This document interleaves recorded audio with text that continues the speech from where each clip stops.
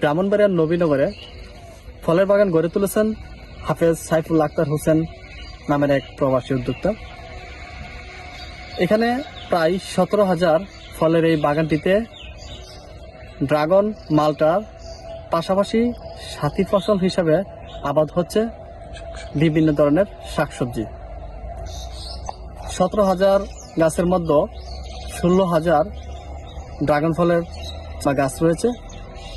16,000 এই ড্রাগন গাছের মধ্যে 4 জাতের ড্রাগন ফলন এখানে হয়ে থাকে এবং বাজারও বেশ চাহিদা রয়েছে এই ড্রাগনের।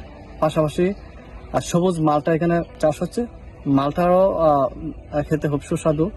মালটা এবং ড্রাগনের পাশাপাশি বিভিন্ন ধরনের শাকসবজি, তার মধ্যে অন্যতম আমরা যদি বলি যে টমেটো, পেঁয়াজ, পেয়ারা, কলা, বিভিন্ন ধরনের শাকসবজি, ফলমূল এখানে চাষ হচ্ছে।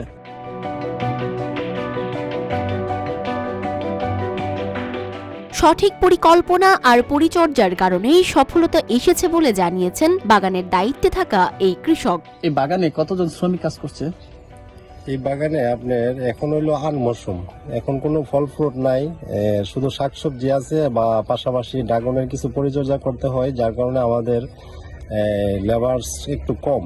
এখন বর্তমানে আছে আপনার 5 জন, কিন্তু সিজনালি আপনার 8 থেকে 10 জন লেবার আমাদের কন্টিনিউ এই বাগানে কাজ করে। বর্তমানে এটা হলো আন মৌসুমে, যেটা আমরা লাইটিং পদ্ধতিতে যে চাষটা ড্রাগনটা আমরা উৎপাদন করি, ওই ড্রাগনটা আপনার 500 থেকে 600 টাকার ভিতরেই থাকে। যেমন আমি কালকে বাজারে পাঠিয়েছিলাম 570 টাকা পর্যন্ত আমি লেট পাইছি। এটা আনসিজন, কিন্তু সিজনে তো এরকম থাকে না, সিজনে একদম সস্তা থাকে। আনসিজনে নিতে পারলে আসলে যেরকম খরচ, লাভও আছে, লাভের সংখ্যাটা একটু কমই হয়, কারণ বিদ্যুৎ বিল আছে, লাইটিং খরচ আছে, অনেক রকম খরচ। 2021 সালে শুরু করা এই উদ্যোগ ইতোমধ্যে স্থানীয়দের মধ্যে বেশ জনপ্রিয়তা পেয়েছে। ক্রেতা ও দর্শনার্থীরা সরাসরি বিষমুক্ত ফল সংগ্রহ করছেন বাগান থেকেই। আমাদের ফল এগুলা বাজারে যায় না, আমাদের বাগান থেকে শেষ হয়ে যায়। কেন? কারণ আমাদের এটা সম্পূর্ণ চাষটা জৈব সারে উৎপাদিত। আমাদের এখানে সম্পূর্ণ কেমিক্যাল মুক্ত ফল।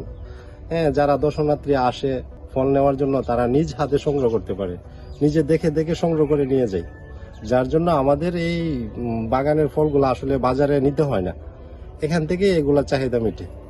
বিদেশে থেকেও হাফেজ আক্তার হোসেন সাইফুল্লাহ একজন সফল উদ্যোক্তা। তার নাম হাফেজ মোহাম্মদ সাইফুল্লাহ ভাই। উনি সৌদি আরব একজন প্রবাসী। উনি প্রবাস থেকে এই বাগানটার মেইনটেইন করতেছেন।